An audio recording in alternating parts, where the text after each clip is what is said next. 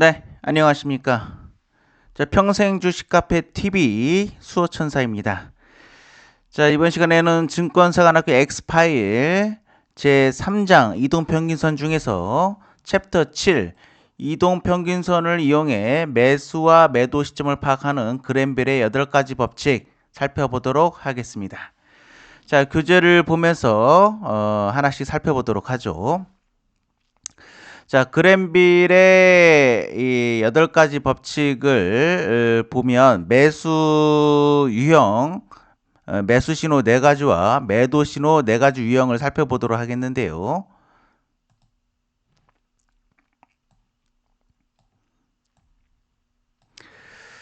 자, 이동평균선 중에서 가장 어떻게 보면 중요한 그랜빌의 8가지 법칙이라고 볼 수가 있겠습니다. 자, 같이 한번 읽어보도록 하죠.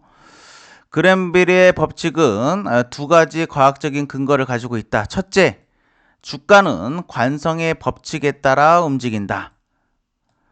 한쪽 방향으로 가면 계속 그 방향으로 가려고 하는 성질이 있다는 거죠.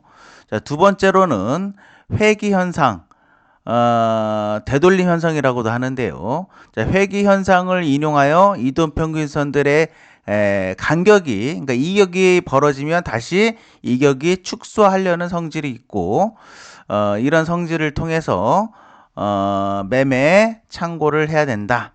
이렇게 설명을 드릴 수 있겠습니다.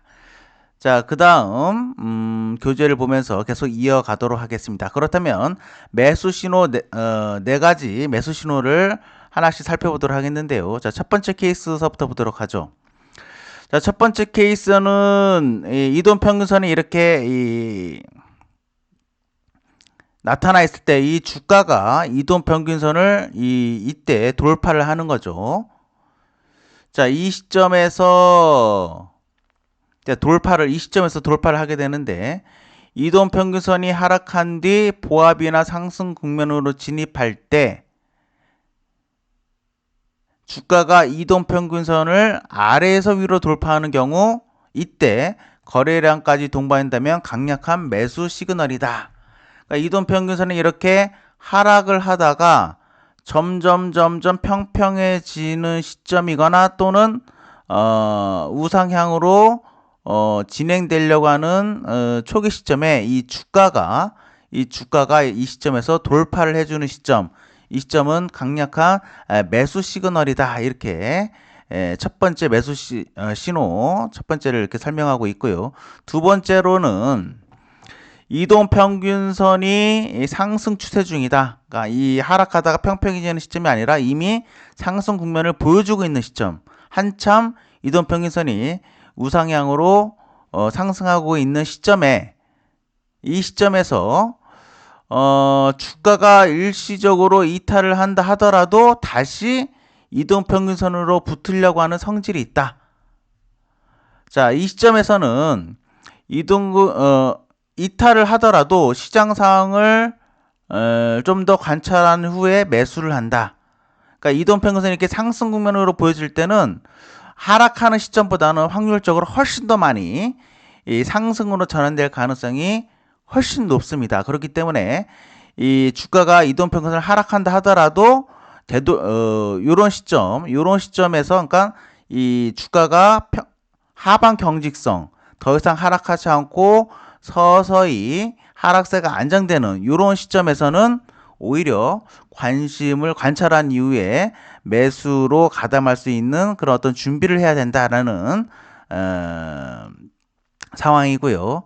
세 번째 패턴을 보도록 하겠습니다. 어떻게 보면 이제 많이 들으셨던 눌림목 매매의 전형적인 케이스라 볼 수가 있겠는데, 어떻게 보면 가장 안전하면서도 손실은 적고 수익은 극대화할 수 있는 매수 타이밍이 바로 이 시점에서 매수하는 시점입니다.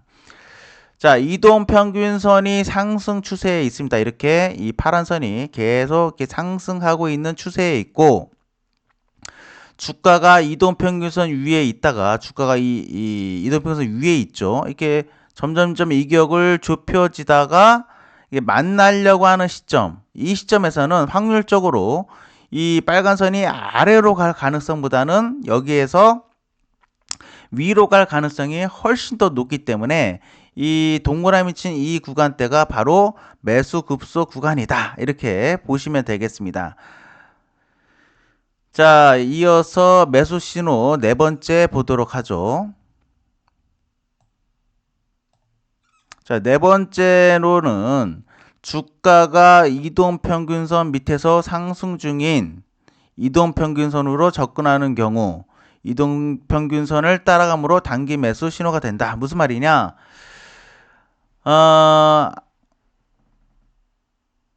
이 주가가 이동평균선 밑으로 이탈을 해서 하락을 하면은 매물이 쏟아지기 때문에 일시적으로 이렇게 하락을 합니다.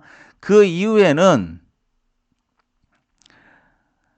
이동평균선이 하락하지 않고 이렇게 이 점점 우상향으로 가고 있는 이동평균선이라면 이 주가는 이동평균선을 따라갈 수 있는 상황이 아주 높기 때문에 이 하락 이후에 하방 경직을 보인다면 오히려 주가가 지속적인 상승할 가능성이 확률이 훨씬 더 높다. 그렇기 때문에 이 시점에서는 매도가 아닌 오히려 저점 매수 또는 신규 매수로 가담해 볼 수가 있다.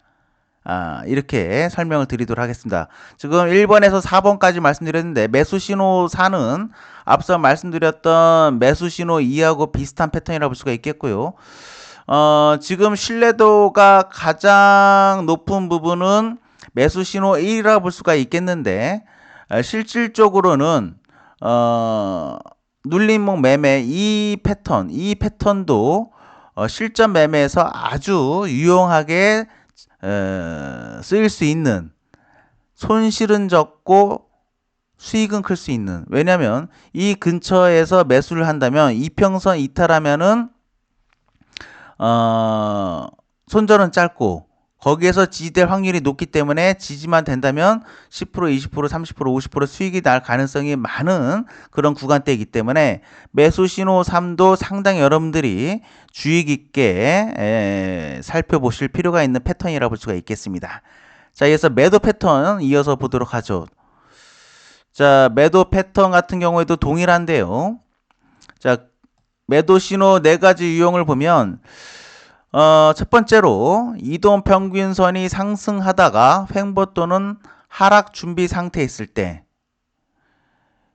이동평균선이 쭉 좀 상승을 하다가 더 이상 상승하지 못하고 평평해지거나 좀 하락할 기미가 보여주고 있을 때 주가가 이 시점 근처에서 이탈을 하게 된다면, 그러니까 이런 시점에서 이탈을 하게 되면은 확률적으로 다시 회복할 가능성이 많은데 주가가 이평선이 하락하려고 하는 기미나 더 이상 하락하지 못하고 평평해지는 시점에서 이탈을 하게 된다면 다시 회복할 가능성이 확률적으로 많이 떨어지기 때문에 그 시점에서는 매수가 아닌 매도로 대응을 해야 된다. 그러니까 여러분들이 지금 제가 아까 매수 시그널, 매도 시그널 다 말씀드리고 있는데 키포인트가 뭐냐면 이동평균선의 각도입니다.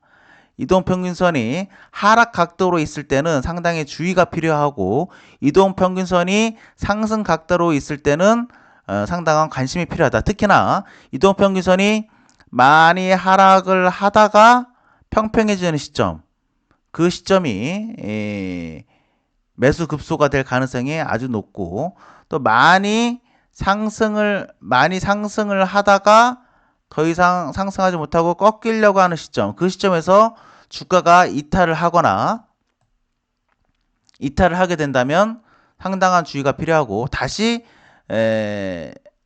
반등이 나온다 하더라도 다시 또 크게 재차 밀릴 가능성이 많은 그런 어떤 가능성이 있기 때문에 초기 시점, 이 시점에서 적극적인 매도로 대응을 할 필요가 있다. 이렇게 설명을 드리도록 하겠습니다. 그 다음에 매도 신호 2번 보도록 하죠. 이동평균선이 하락 추세일 때, 이동평균선이 지금 하락하고 있습니다. 이 파란 선이. 자, 여러분들이 이동평균선이 3일선도 있고 5일선도 있고 뭐 20일선도 있고 60일선도 있고 어떤 기준으로 해야 됩니까? 어떤 거는 5일선은 하락하고 있고 어떤 거는 20일선은 상승하고 있는데 이럴 때는 어떤 기준으로 해야 됩니까? 이렇게 생각을 해볼 수도 있는데요. 그 부분도 이제 매도 신호, 네 가지 매도 신호 말씀드린 이후에 말씀을 드리도록 하겠습니다. 자, 매도 신호 두 번째 보면 이동평균선의 하락 추세일 때 주가가 이동평균선을 일시적으로 상향 돌파하는 경우. 그러니까 이때는 하락하는 이동평균선에는 잠깐 상승 돌파한다 하더라도 다시 꺾일 가능성이 많다는 겁니다. 그러니까 하락하는 이동평균선에서는 상당한, 그러니까 신중해야 된다, 매수가. 이 점을 다시 한번 강조를 드리도록 하겠고요. 경우 기술적인 반등으로 판단하여 잠깐 반등할 가능성이 많다, 이 소리죠. 매수는 자제하고 오히려 기존 보유 종목을 갖고 있다면 이 종목은 이런 시점에서 일정 부분 매도를 하고 추이를 좀 살펴볼 필요가 있다. 분할 매도로 대응을 해야 된다. 어느 시점까지? 이 주가가 1차적으로 여기에서 한번 매도를 하고 다시 이동평균선 이탈할 때 나머지 수량도 매도를 해야 되는 겁니다. 자, 이어서 매도 신호 세 번째 보도록 하죠. 자, 주가가 하락하고 있는 이동평균선을 돌파하지 못하고 이동평균선이 저항선으로 작용하는 경우 매도한다. 자, 이동평균선이 이렇게 하락하고 있습니다. 주가가 반등을 조금씩 어떻게 하다가 이동평균선 근처에 붙었어요. 근데 이런 경우에는 거의 7, 80% 이상이 더 이상 이 근처만 가면은 완만하게 하락하지도 않습니다. 여기서 급하게 하락할 가능성이 많다. 특히나 이동평균선이 어떨 때? 이동평균선이 지금은 약간 한 20도도 안 되는 각도죠. 만약에 이동평균선이 이렇게 한 45도로 만약에 이동평균선이 이 파란 선이 하락하고 있다면 더 가파르게 하락합니다. 이게 물론 완만하게 이동평균선 하락하면은 근처 가더라도 살짝 그런 각도로 밀릴 가능성이 있는데 이 이동평균선 각도가 가파르면 가파를수록 근처만 가면은 후다닥 밀릴 가능성이 아주 높습니다. 그러니까 이동평균선 각도만큼 주가가 이동평균선 근처에서 확 밀릴 수가 있다. 하락한 이동평균선은 그렇습니다. 자, 이어서 매도 신호 네 번째 보도록 하죠. 주가와 중장기 이동평균선 사이에 이격이 과도하게 생기면 지금 이 이격이 이렇게 벌어졌죠. 이게 벌어진 상태에서는 과도하게 벌어지면 다시 주가가 이 빨간 선이 이렇게 붙으려고 하는 성질이 있다. 회귀하려는 성질이 있기 때문에 이격이 많아지면서 더 이상 이 상승 각도가 완만해지거나 하락으로 전환되는 시점에서는 일정 부분 수익 실현할 필요가 있다. 하지만 이런 부분도 100%다 매도할 필요는 없습니다. 한 절반 정도 수익 실현하고 나머지는 이동평균선을 이탈하기 전까지는 계속 갈 필요가 있습니다. 이 시점에서 더 가파르게 3차 상승 파동이 나올 가능성이 많기 때문에 물량을 줄이더라도 다 줄일 필요는 없다. 근데 가장 위험한 거는 이 하락하는 이동평균선이 지금 상승하고 있습니다. 이 파란 선이 이렇게 하락하고 있는 이동평균선에서는 가차없이 여기서 돌파를 못한다면 가차없이 매도로 대응하는 게 기본 전략이다. 이렇게 생각을 해보시면 되겠습니다. 자, 지금 삼성전자 차트를 좀 같이 보면서 말씀을 드리도록 하죠.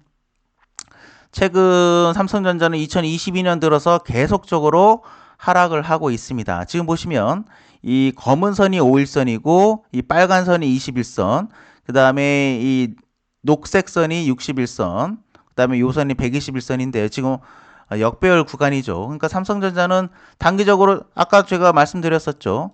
이 하락하는 21선 잠깐 반등을 할 수는 있을지언정 이동평균선이 하락하고 있기 때문에 어떻습니까? 재차 21선 아래로 이탈하죠. 주가가 21선 아래로 오게 되었습니다. 아까 전에 설명드렸던 패턴하고 동일하죠. 방금 전에 하락하는 이동평균선에서는 어떻다고 했습니까? 방금 전에 매도 시그널 2번이었나요?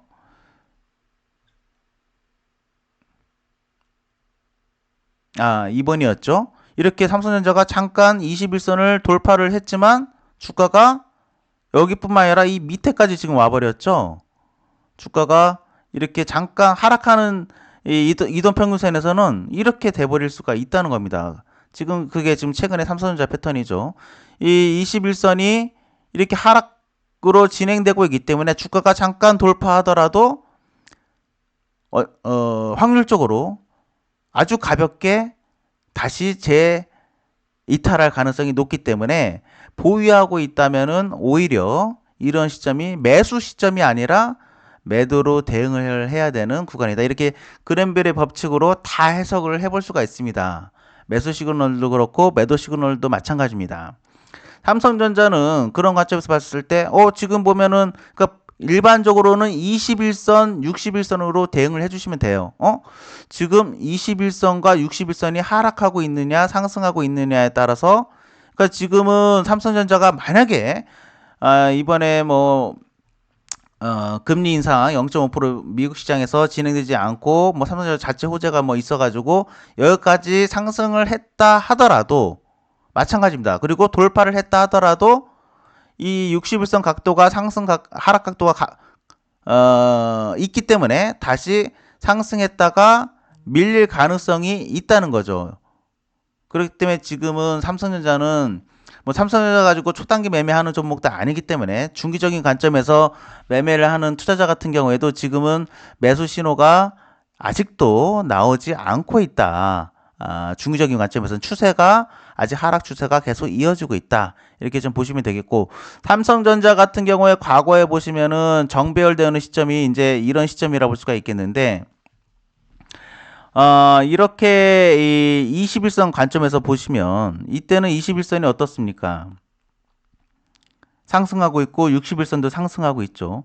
이렇게 상승하고 있는 시점에서는 일시적으로 이탈하더라도 다시 회복을 할 가능성이 많은 겁니다. 그래서 주식 투자할 때는 역배열보다는 정배열 관련 종목으로 매매를 해야 이렇게 일시적으로 이평선을 주가가 이탈을 한다 하더라도 다시 회복할 가능성이 많은 게 바로 정배열 종목이고, 그 다음에 21선, 61선이 상승하고 있는 종목은 일시적으로 이렇게 이탈한다 하더라도 다시 회복할 가능성이 많은 게 일반적인 패턴이라 볼 수가 있겠습니다.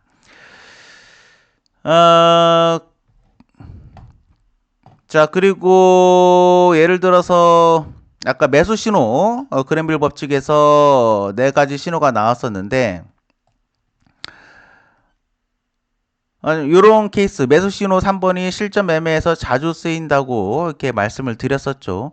이런 패턴 같은 경우에도 자주 쓰이는 게 예를 들면은 예전에 나노 CMS 같은 경우에도 자, 이런 종목 같은 경우에도 한 과거에 600% 몇백 프로 이상 급등했던 거의 1000% 가까이 한 600% 700% 급등했던 종목이었죠. 자, 이 종목 같은 경우에도 보시면